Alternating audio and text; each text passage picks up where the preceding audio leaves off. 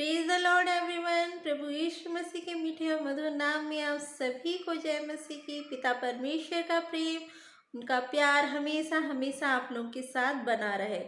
मेरे प्रियो, आज मैं आप लोगों के सामने पौलुस का जीवन लेके आई हूँ। आप लोगों को सबको पता है, जो पौलुस थे वो कलीसिया को सताने वालों में से थे। वो कलीसिया को सताते थे और वो इतना सताते थे, जेल में डालते थे। उनके द्वारा बहुत सारे मसीही पकड़ाए गए और मारे गए, और उसके बाद भी वो रुके नहीं और वो क्या करते थे, उसी काम को करते जाते थे, उसी काम को वो करते जाते थे। लेकिन जब प्रभु यीशु मसीह उनके जीवन में आए, जब प्रभु यीशु मसीह उनके जीवन में आए तो उनका जीवन बदल गया। जब प्रभु यीशु मसीह उनके जीवन में नहीं थे तो वो अपने मन का खाते थे, पहनते थे, घूमते थे, फिरते थे, और वो हर वो चीज़ करते थे जो उन्हें पसंद था। उन्हें पसंद था, याद रखिएगा, उन्हें पसंद था और वो हर वो चीज़ को करते थे। लेकिन उस समय उनके जीवन में जो नहीं था वो था शांति और प्रेम नहीं था उनके जीवन में। जब प्रभु यीशु मसीह उनके जीवन में आए और जब वो वचन को जाने, प्रभु यीशु मसीह को जाने, प्रभु यीशु मसीह के प्रेम को जाने, तब उनके जीवन में ये परिवर्तन आया कि वो अपनी पसंद का पहनते नहीं थे, अपने पसंद का खा नहीं पाते थे, घूम फिर नहीं पाते थे। उन्होंने जेल में अपनी जिंदगी के बहुत सारा समय, बहुत सारा पल उन्होंने जेल में काटा। उन्होंने कहाँ काटा? जेल में काटा, जंजीरों में जकड़े हुए काटा। लेकिन फिर, और ना ही उनको उस समय ना उनके पसंद का भोजन मिलता था, ना कपड़ा मिलता था, ना ही वो कोई उन्हें अच्छा बिस्तर मिलता था कि वो वहाँ सो सके। लेकिन वो फिर भी आनंदित थे। उस समय वो फिर भी आनंदित थे। मेरे प्रियो, आज हमारे और आपके जीवन में ऐसा समय है, बहुत सारे लोगों के जीवन में ऐसा समय है कि आज हम बहुत सारी कमियों से गुजर रहे हैं। किसी के पास जॉब नहीं है, किसी का बिजनेस नहीं चल रहा है, किसी को बेबी की प्रॉब्लम है, उन्हें बेबी नहीं हो रहे हैं, बच्चे नहीं हो रहे हैं, और भी बहुत सारी लाइफ में बीमारियों से जूझ रहे हैं। ऐसी बहुत सारी लाइफ में प्रॉब्लम है। लेकिन याद रखिए मेरे प्रियो, आपके जीवन में इस वक्त कौन है? क्या प्रभु यीशु मसीह आपके जीवन में है? क्या परमेश्वर का वचन आपके जीवन में है? अगर प्रभु यीशु मसीह आपके जीवन में है, परमेश्वर का वचन आपके जीवन में है, तो आप भी, मैं भी, हम सभी पौलुस की तरह आनंदित हो सकते हैं। अगर हम वचन को थामे रहें, इन मुश्किल की घड़ी में भी अगर हम वचन को थामे रहते हैं मेरे प्रियो, तो हम आनंदित हो सकते हैं। आज मैं आप लोग से कह सकती हूँ कि हाँ, मैं प्रभु में बहुत आनंदित हूँ, मैं बहुत आनंदित हूँ।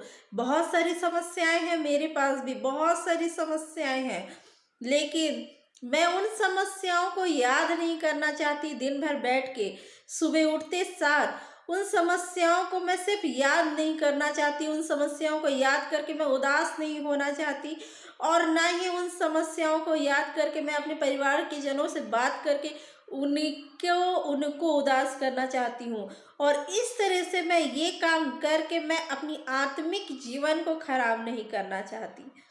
मैं सुबह उठ के प्रार्थना करती हूँ और उसके बाद वचन को सुनती हूँ, और उसके बाद मैं स्तुति आराधना में लगे रहती हूँ, और दिन भर मैं परमेश्वर के वचन को मनन करती हूँ। तो मैं आनंदित हूँ।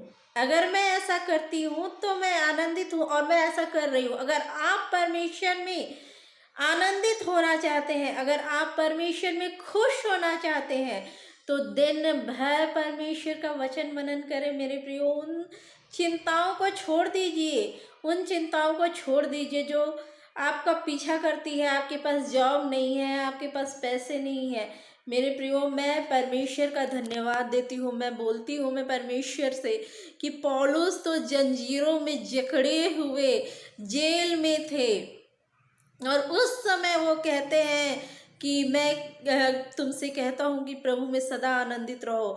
और वो आनंदित थे, परमेश्वर में हमेशा आनंदित रहते थे, और परमेश्वर का वचन वहीं बैठ के वो जेल में बैठ के लिखे, पत्रियाँ लिखे इतनी सारी कलीसियाओं को, और उन पत्रियों को आज हम पढ़ते हैं, और उन पत्रियों को पढ़ने से हमें हिम्मत आता है, हमें साहस आता है, और हम प्रभु में आगे बढ़ते हैं। मेरे प्रियो, मैं परमेश्वर से कहती हूँ, भले मेरे पास बहुत सारी समस्याएं हैं, लेकिन परमेश्वर ने मुझे इस सुंदर से घर में रखा है। मुझे किसी चीज़ की कमी नहीं होने दी है। मुझे हर वो चीज़ जो मेरी ज़रूरत की चीज़ है, उसने मुझे मुहैया कराया है, उसने मुझे अवेलेबल कराया है। वैसे ही आपकी लाइफ में भी परमेश्वर ने आपको एक अच्छे स्थान पे रखा है। हमें ऐसा शरीर दिए हैं परमेश्वर कि हम खुद अपना काम चल फिर सकते हैं, हम अपना काम कर सक रहे हैं, हमारी बुद्धि अच्छी है कि हम सोच सक रहे हैं, तो क्यों ना हम भी आनंदित हों। हमें तो सब कुछ मिला है, हमारे पास तो सब कुछ है, और हम आनंदित, तो इसमें भी अगर हम आनंदित नहीं होते हैं और कुड़कुड़ाते रहते हैं, दिन भर सोचते रहते हैं कि हमारे पास जॉब नहीं है, हमारे पास पैसा होता इतना तो हम ये कर लेते, हम वो कर लेते। अगर हम ये सब दिन भर सोचते रहते हैं मेरे प्रियो, तो मैं आप लोग से कहूँगी कि परमेश्वर को अपने जीवन में आने दीजिए। आने दीजिए अपने परमेश्वर को अपने जीवन में। फिर देखिए आपका जीवन कैसे परिवर्तित होता है, फिर क्या देखिए आप कैसे परिवर्तित होता है आपका जीवन। आपको क्या चाहिए, आपको जो चाहिए वो परमेश्वर आपको देंगे, लेकिन आप पहले परमेश्वर के पास तो आइए। अगर हम सोचते हैं, हम दुआ करते हैं और उसके बाद बैठ जाते हैं और दिन भर बड़बड़ाते रहते, सोचते रहते ये नहीं मिला नहीं मिला, हम तो दुआ किए, तो आप चिंता क्यों कर रहे हैं? आप चिंता करना छोड़िए, उसके बाद आप प्रभु में आइए। उसके चिंता करने छोड़िए, पर प्रभु में आइए, और चिंता करना को छोड़ दीजिए, ताकि आप परमेश्वर के उस आनंद को जो वो हमारे हृदय में, आपके हृदय में डालना चाहते हैं, वो डाल सकें। परमेश्वर के आनंद को ग्रहण कीजिए मेरे प्रभु यीशु मसीह के आनंद को ग्रहण कीजिए मेरे प्रियो। आप सभी से मेरा अनुरोध है, वचन को पढ़िए, देखिए अंत का समय बहुत निकट है। जितनी भविष्यवाणियाँ अंत के समय के लिए बाइबल में लिखी हुई थी, उसमें से समझिए कि 99% पूरा हो गया है। 1% बचा हुआ है, या उससे भी कम बचा हुआ है। प्रभु यीशु मसीह बादलों पे आने वाले हैं, आपको और मुझे लेने के लिए आने वाले हैं। अपने आप को तैयार कीजिए।